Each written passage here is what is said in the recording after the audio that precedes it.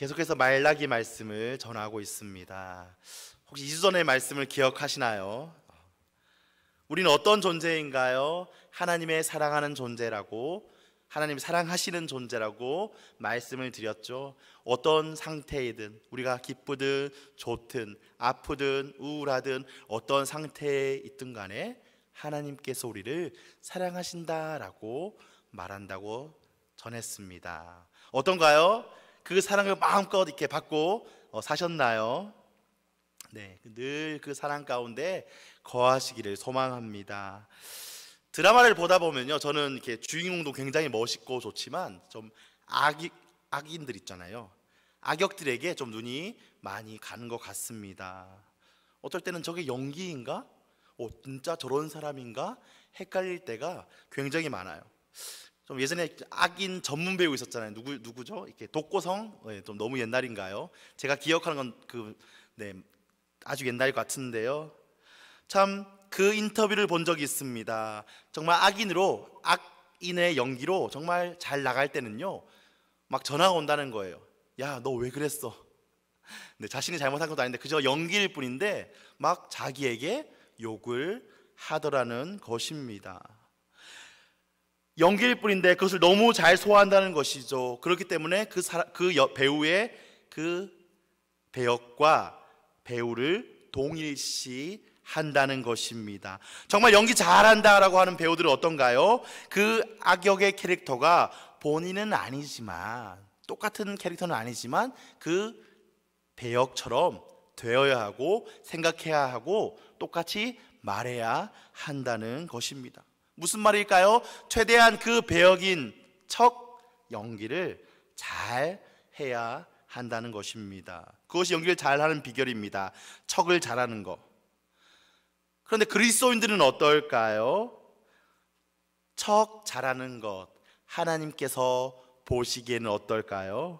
오늘 본문은 이렇게 시작합니다. 우리 6절 말씀 함께 읽어보시겠습니다.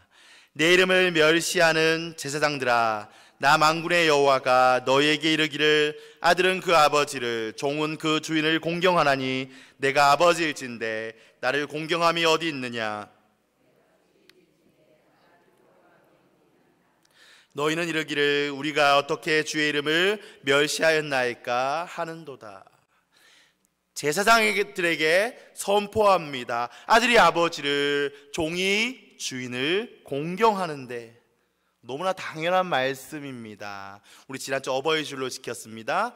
또 오늘 이음 플러스 예배 때 얼마나 기쁨이 많았는지 모르겠습니다. 어버이들에게 바치는 감동의 편지도 있었고요. 또 이렇게 인권상 좀 말씀 못 드리겠지만 그 유모 집사님의 차력 쇼도 있었고요. 계시네요. 죄송합니다. 네, 그리고 교육자들의 또 어르신들의 취향을 저격한 트로트 찬양도 있었습니다. 왜 그런 예배 외에 그런 것들을 하였을까요? 어버이들을 기쁘시게 하기 위해서이죠. 어버이를 기쁘시게 하기 위해서입니다. 어버이를 공경하는 방편 중에 가장 큰 것이 아마 기쁨이 아닐까 합니다.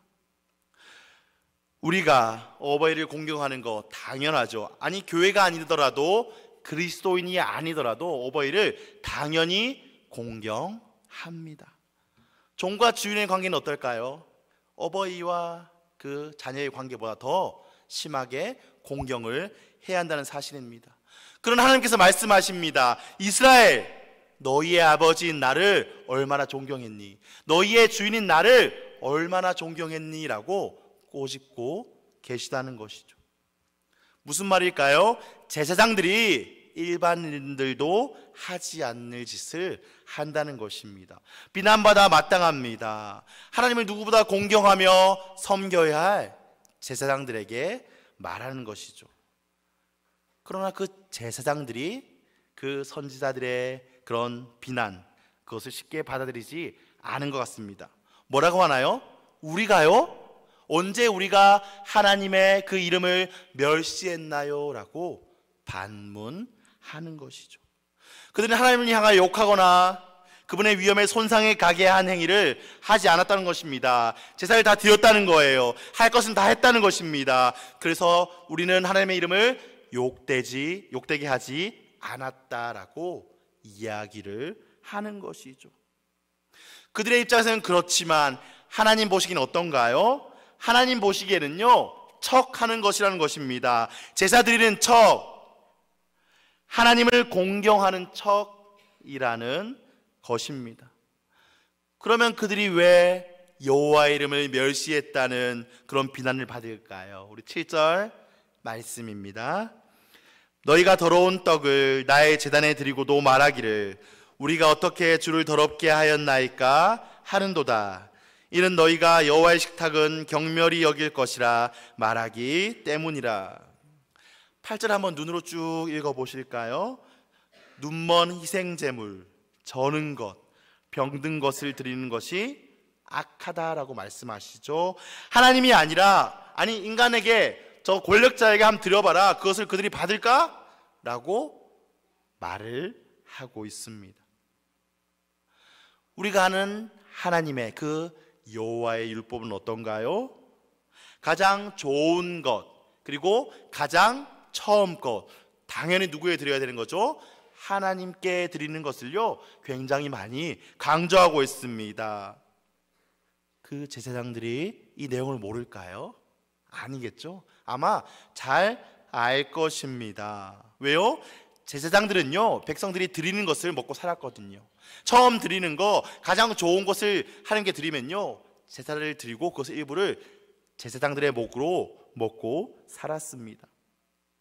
그럼 왜 싫어하실까요? 이러한 것들이 불결하거나 하찮거나 그리고 값싼 것이기 때문에 하나님께서 싫어하실까요? 아닙니다. 바로 이것이죠. 자신의 그 제사장들의 무게 중심이 실리지 않은 무성의하고 무관심하고 무감각한 그런 것들을 가져와서 하나님께 드린답시고 던져 놓았다는 사실입니다. 그 제사장들에게 감사함이 증발해 버렸습니다. 의무와 당위로 어쩔 수 없이 지금 겨우겨우 그 의식을 하고 있다는 것이죠. 그렇게 하나님의 속을 채워보려고 하는 그런 잘못된 심상, 바로 이스라엘의 병이입니다. 그리고 오늘날 세속적 그리스도인들이 앓고 있는 중증이 아닐 수가 없습니다. 우린 예수님께서도 말씀하신 것을 알고 있습니다. 마태복음 23장 13절 말씀입니다. 우리 함께 읽어보시겠습니다. 화 있을진저 외식하는 서기관들과 바리새인들이여, 너희는 천국문을 사람들 앞에서 닫고 너희도 들어가지 않고 들어가려 하는 자도 들어가지 못하게 하는도다. 예수께서 얼마나 호되게 바리새인들을 책망하시나요? 그 바리새인들이 제사를 잘 안 드렸나요? 그들이 순결한 제물을 제단 위에 헌물하지 못했을까요? 그들이 기도와 예배를 허술로 하게 드렸나요? 아니요. 그 누구보다 열심의 모습을 보여주었습니다. 그러나 가장 중요한 것, 바로 그 예배 가운데, 그 섬김 가운데 자신의 무게중심이 떠나버리는 것이죠. 보이는 것을 중시한 척하는 그런 신앙을 가지고 있었기 때문에 예수님께서 이렇게 심하게 질책을 하는 것입니다. 그런 그들에게, 그런 제사장들에게 하나님께서 탄식하십니다. 우리 10절 말씀입니다. 만군의 여호와가 이르노라, 너희가 내 제단 위에 헛되이 불사르지 못하게 하기 위하여 너희 중에 성전문을 닫을 자가 있었으면 좋겠도다. 내가 너희를 기뻐하지 아니하며 너희가 손으로 드리는 것을 받지도 아니하리라. 어쩌면 이렇게 생각할지도 모르겠습니다. 조금은 흠이 있더라도, 조금은 모자라더라도 예배를 드리는 것이 어떨까요? 아예 드리지 않는 것보다 나은 거 아니야? 라고 생각했을 수도 있을 것입니다. 그러나 하나님께서는요, 그분의 입장을 강경히 고수하십니다. 무슨 말일까요? 차라리 성전문을 닫아서 예배를 드리지 않았으면 좋겠다라고 지금 얘기를 하시는 것입니다. 예배는 하나님을 찬양하는 것이죠. 그분의 이름을 존귀하게 하는 것입니다. 그러나 예배 드리는 척, 거룩한 척 드린 예배는 어떨까요? 예배 때마다 그분을 존귀하게 할 수 있을까요? 아니요. 예배 때마다 하나님께 수모가 되는 것입니다. 예배 때마다 하나님께 분노가 일어나는 것이죠. 예배를 자주 드리는 거 너무나 좋습니다. 그러나 예배는요, 양으로 드릴 수 있는 것이 아니라는 것이죠. 양으로 승부하는 것이 아니라는 것입니다. 예배는 많이 드리는 것도 중요하지만 그 질, 하나님 앞에 얼마나 거룩한 모습으로 겸손하게 나아가서 예배 드렸는가가, 그것이 하나님께서 기뻐하시는 예배라는 것이죠. 우리는 그렇게 예배 드리기 위해서 최선을 다해야 할 것입니다. 계속해서 말씀하십니다. 11절입니다. 만군의 여호와가 이르노라.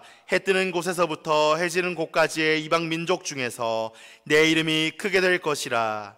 각 처에서 내 이름을 위하여 분향하며 깨끗한 제물을 드리리니 이는 내 이름이 이방 민족 중에서 크게 될 것임이니라. 때가 되면 하나님께서 온 이스라엘과 온 세상의 찬송을 받게 될 것이라는 긍정적 이야기인 것 같습니다. 온 세상의 찬송입니다. 그런데 이 말씀이 이스라엘에게는요, 강력한 경고도 되고 있습니다.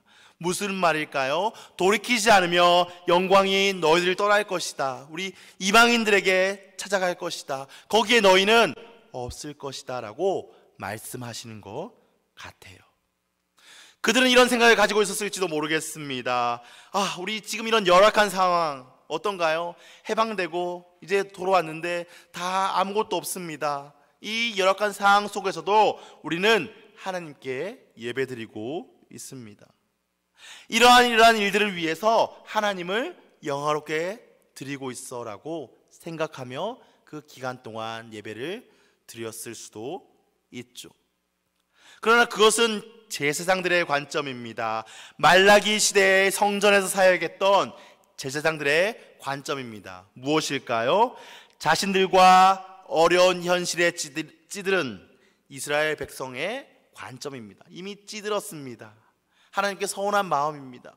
그런 관점으로 바라보는 것이죠. 그러나 하나님의 관점은 어떨까요? 하나님의 관점은 이미 시내산에서 그들에게 내려준 그 말씀, 시내산에서 그들의 조상들에게 준 그 기준에 따라서 평가하는 것이죠. 누구의 관점이 맞을까요? 그 찌들은 대로 찌든 제사장들의 관점, 아니면 하나님의 관점이 맞을까요? 네, 하나님의 관점이 무조건 옳다는 사실입니다. 저자는 12절, 13절에서 똑같은 내용을 반복합니다. 그들이 죄를 범하는 것이 무지나 실수가 아니라는 것입니다. 의도적이고 불법이라는 것이죠. 우리 12절 말씀 함께 읽어보시겠습니다. 그러나 너희는 말하기를 여호와의 식탁은 더러워졌고 그 위에 있는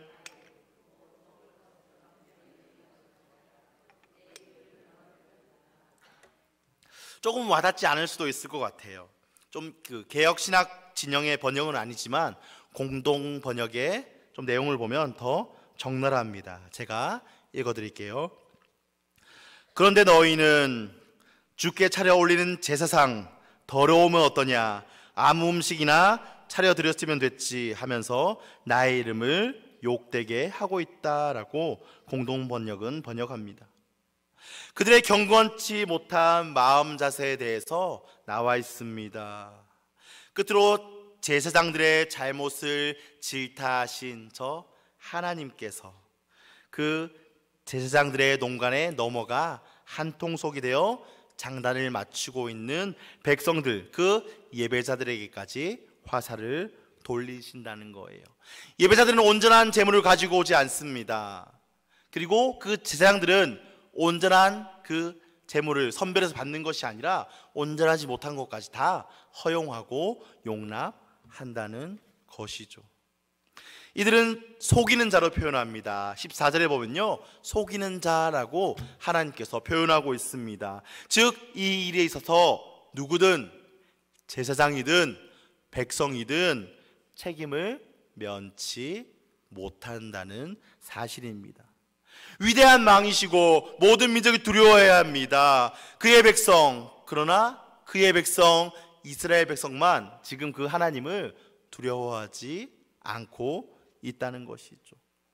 온 세상의 모범이 되어야 할 자들입니다. 온 세상의 본이 되어야 할 자들입니다. 그러나 그들의 소명에 위배되는 일을 지금 하고 있다는 사실입니다.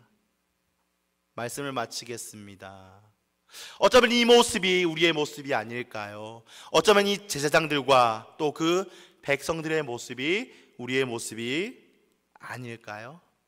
우린 예배를 많이 드립니다. 그러나 우리의 예배가 예배 드리는 척 하면서 드리는 예배가 아닐까 돌아보시기를 바랍니다.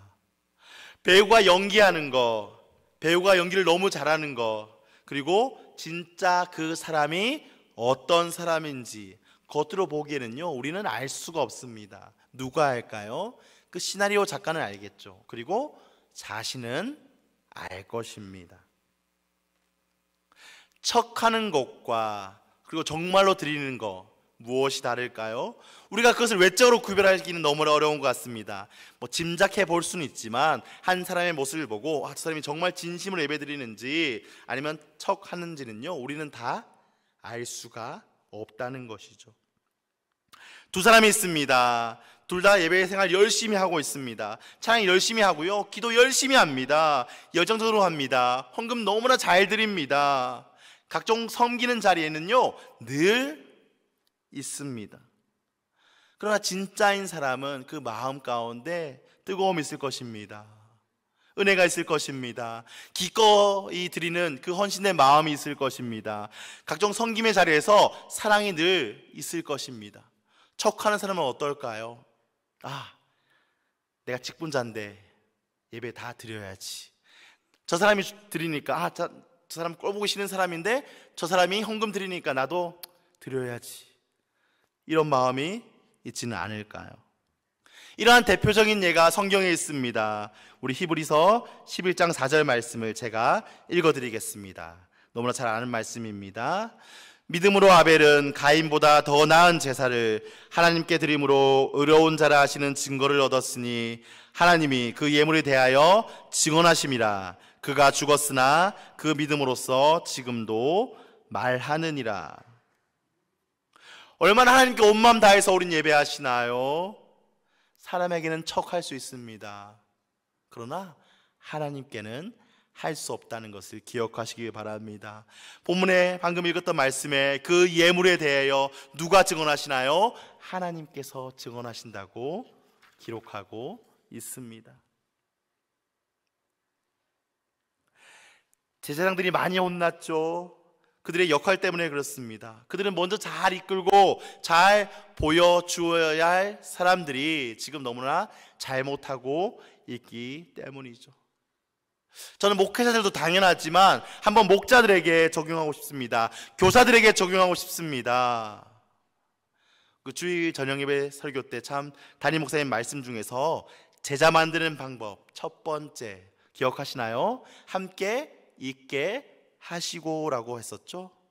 보고 배운다고 했습니다. 누구를요? 목자들을 목원들이 보고 배운다는 것이죠. 우리 목자들 그리고 교사들이 어떻게 해야 할까요? 척하는 예배가 아니라, 척하는 드림이 아니라, 척하는 경건이 아니라 정말 진정하고 온 마음 다해서 그 애쓰는 모습을 목원들에게, 또 가르치는 학생들에게, 또 내가 인도하고 싶은 VIP에게 보여준다면 그보다 더 기쁜 일이 얼마나 있을까요? 그보다 더 하나님께서 기뻐하시는 일이 어디에 있을까요? 오늘 말씀을 기억하시면서 척하는 우리 그리스도의 삶이 아니라, 모습과 예배가 아니라 정말 진정으로 온 마음 다하여서 살 수 있는 우리가 되기를 간절히 소망합니다.